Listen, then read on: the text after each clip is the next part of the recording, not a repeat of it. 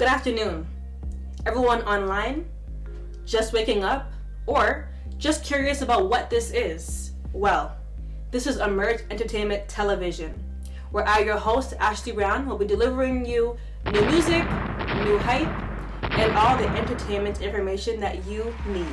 We will incorporate fashion, and we'll have guest speakers to give professional advice. Be sure to follow us on our social medias at Emergeetv. That's spelled Emergeeto. And also be sure to give us a like down below.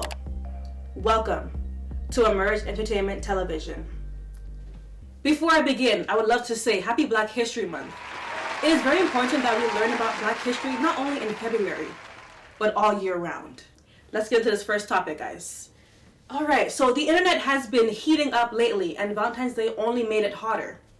If you've been paying attention on TikTok, there's been a bunch of challenges dedicated to showing off face, curves, and natural beauty.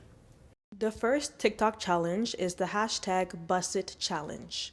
Rapper Erica Banks made a song called Busset, which became a hot TikTok and social media trend and challenge.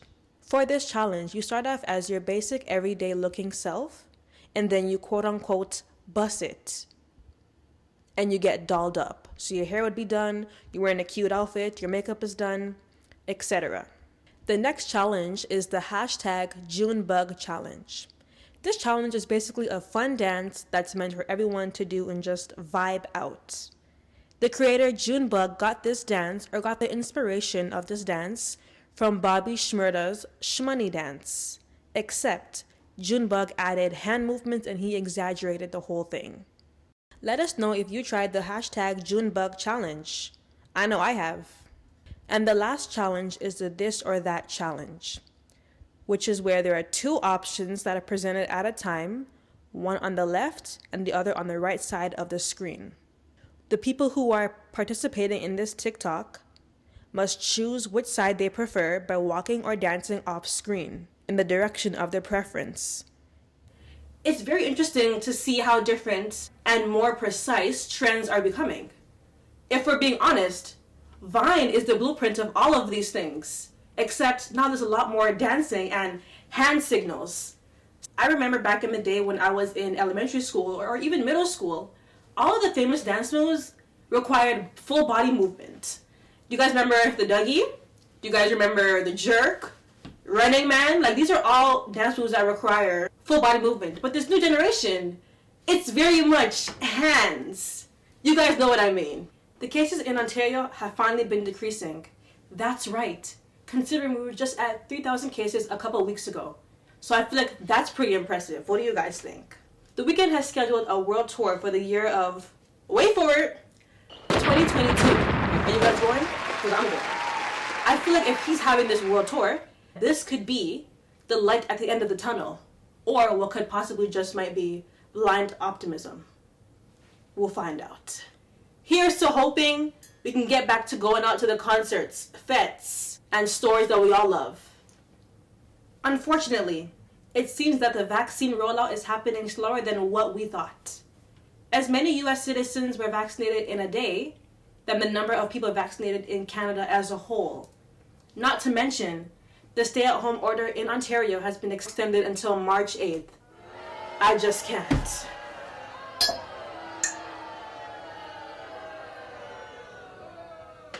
Hot mess. As streaming becomes more and more popular, streaming sites are being forced to deliver new content on a regular basis, 24/7. The most popular streaming sites, Netflix, loves to use Canada to film, but hardly ever hire Canadian creatives. Seriously, shows like The Umbrella Academy and To All the Boys I Loved Before were filmed here, some even in Toronto. Apparently, filming in Canada is much more cheaper than filming in America. But should that continue when Canadian creatives are barely being recognized in the process? How can we on the outside break through the industry wall? I've seen plenty of young aspiring screenwriters and directors have their dreams crushed because they just don't know what to do when it comes to the industry. Tessica Brown, a 40-year-old woman from Louisiana. She was doing her hair, guys, and she was using Got to Be Glue hairspray in the yellow bottle. But she ran out of that hairspray, so she decided to use Gorilla Glue. And if you're not familiar with Gorilla Glue, it's actually a glue that's meant for wood, cement, stone, things of that nature. And she put that glue in her hair, and it actually hardened her hair, and her hair would not move. But my thing is, the bottle literally says, don't put on your skin, it's for wood, it's for cement. So who in the right mind would put glue that's used for wood in their hair? After a month of the glue being stuck in Miss Brown's hair, she took her struggles to social media, and she asked her followers for advice, and the video ended up going viral worldwide. Everyone began to donate money for Miss Brown for her GoFundMe. She asked for $1,000, and in return she got $20,000. That's a blessing. She was posting pictures and videos, keeping us updated, and everyone was really invested. Some people found it funny, some people were actually concerned.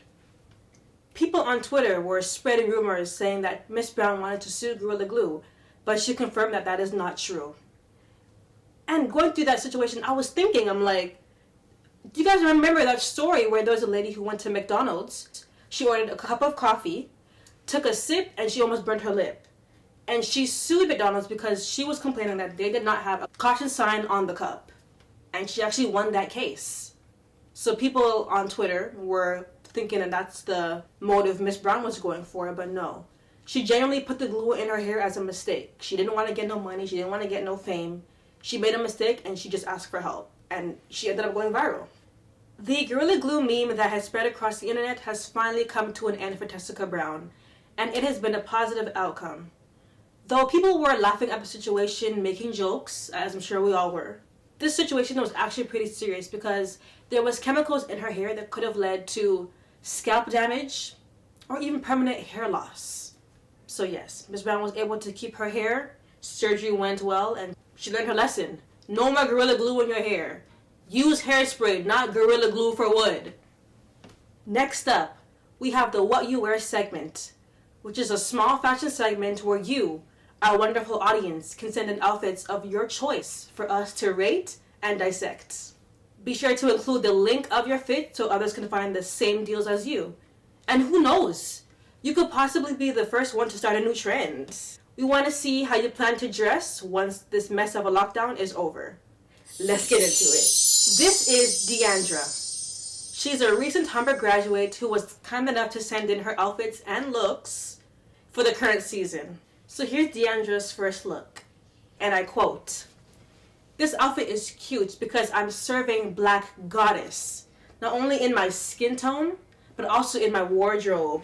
Yes, love that. My jewelry is giving Little Richard heebie-jeebies. I'm the bad luck baby that put the jinx on him. Well, excuse me, Deandra, okay? Serving cute and mysterious all at once. Okay, guys, so for this first look, the pants are from Doll Skill, the necklace is from Doll Skill, and the bracelet and ring is from Pandora. I'm going to give this outfit an 8 out of 10. I would give it a 10, but I don't see what shoes she's wearing. I gotta see what shoes she's wearing to give it a 10. So I'm gonna give it an 8. Okay, guys, here's Deandra's second outfit. So the top is from Muji. Pants are from Forever 21. Vest is from Doll Skill. Hat is from Shops 520. Ring is from Pandora. Belt is from Urban Behavior. Here's Deandra's second outfit. And here's what she said about it. And I quote, "This outfit is cute because once again, I'm giving cute yet sexy all in the right places. Showing off my favorite features of my body and also giving baby stem vibes as well. Comfortable yet fashion, explicit yet subtle." I'm gonna give this outfit a 7 out of 10. Only because the way that Deandra is sitting, I can't see the full outfit. I can't see the full thing. If she was standing showing off body, then I would have seen the whole fit, but she is sitting down. But it's still cute. 7 out of 10.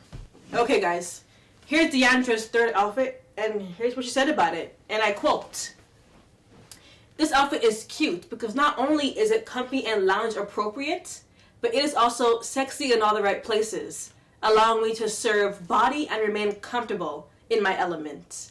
Also, the jacket worn here is branded by a black local entrepreneur in my community. Come on, local black businesses. Love that. So, not only am I looking good, but I'm also supporting my own at the same time. I love that. In today's show, we are talking with Ishel, a spiritual wellness and relationship coach. We are going to talk about a variety of different topics that are relatable to young adults and that people are going through right now during this pandemic. Ishel, thank you so much for taking the time to talk to Emerge Entertainment Television. Hi, thank you for having me. Let's just get right into it. Okay. So please tell the audience at home what led you into the world of spiritual wellness. Tell us about yourself and what you do. Okay, so what led me into the world of spiritual wellness? I grew up in church. So since I grew up in church, I essentially just have been serving my whole life. And as I've gotten older, I continue to study. I actually study theology and pastoral care. So it's all about learning how to serve communities in religious settings better. And I wanted to be able to do that in my personal life as well. So I pursued coaching and having the ability to just speak life into people everywhere I go. Yes, that's so beautiful. So Ishel, we're all in lockdown, we're all in quarantine, we're all sad.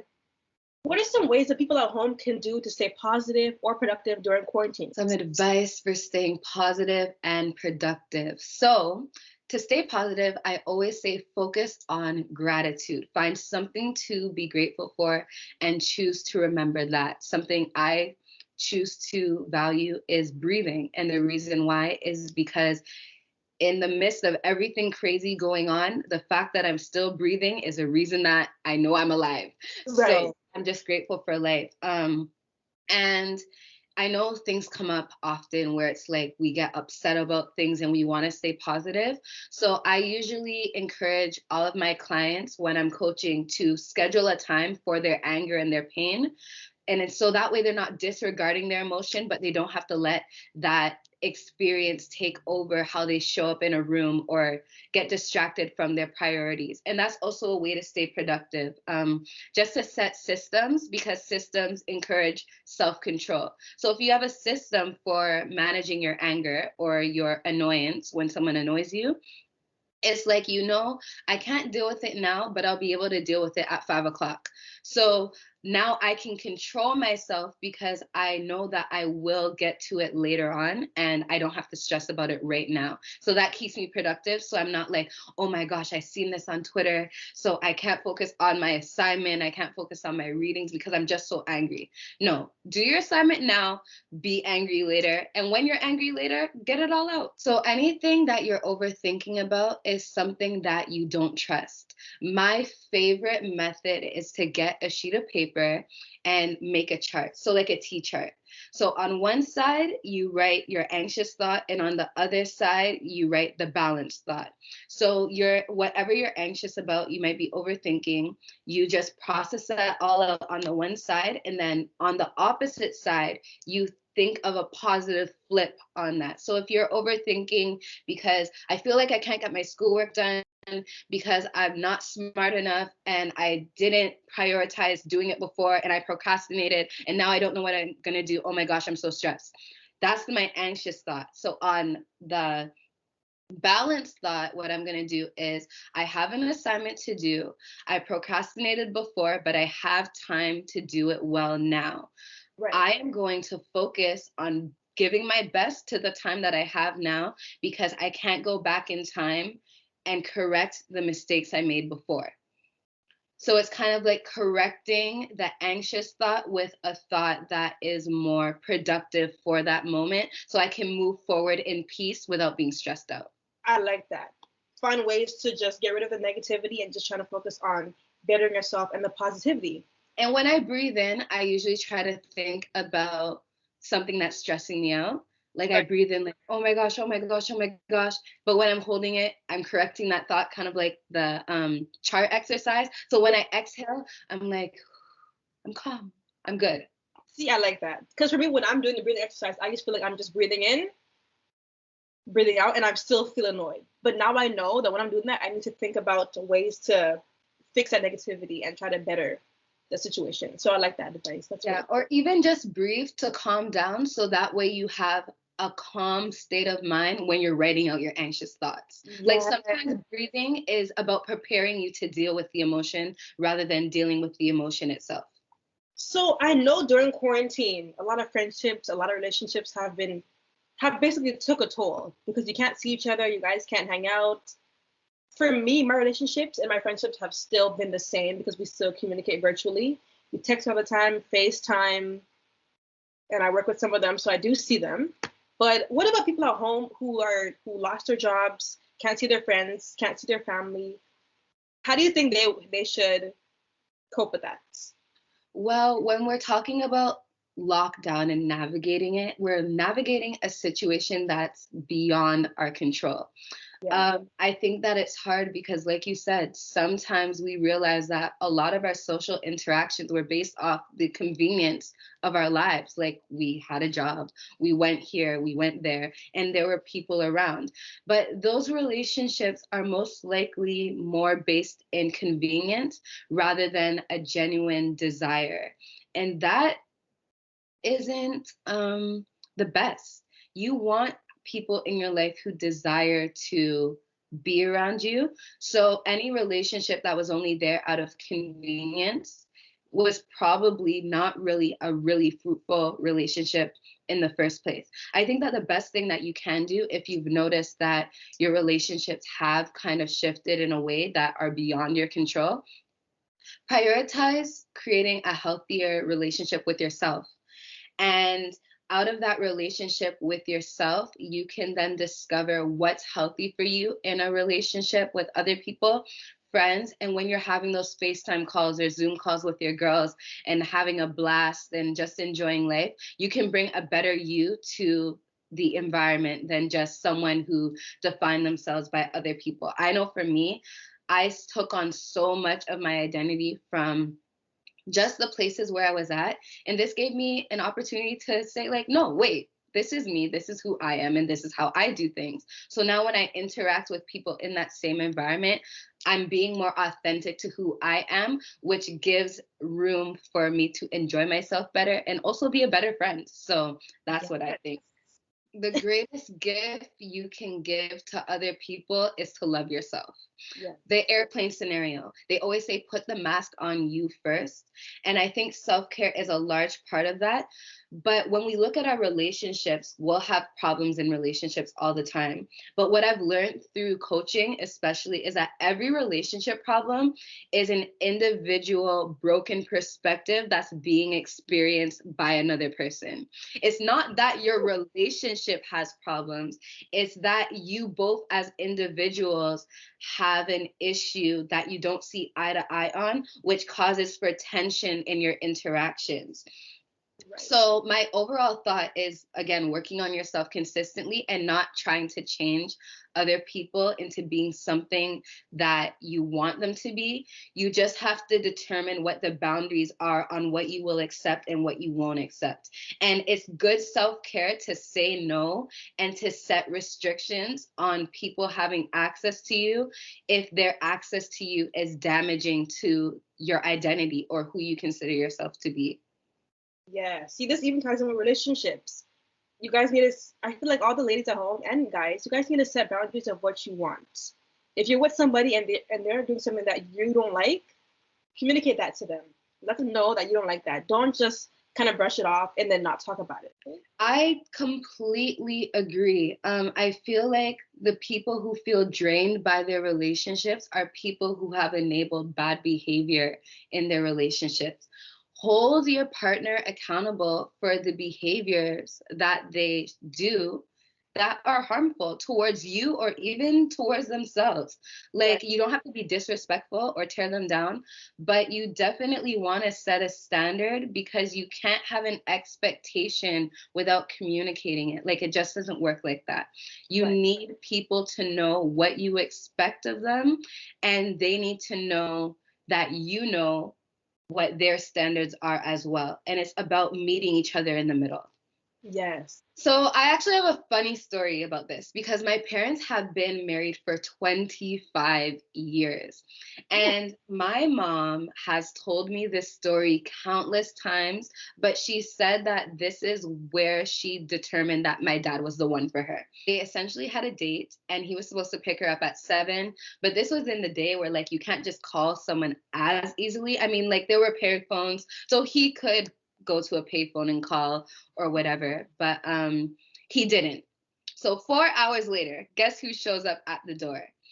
And she opened that door and she tells me, as she tells it, Right. she let him know straight. If you say you're going to meet me at this time and you're not going to make it at that time, I don't care what you have to do, but you have to tell me.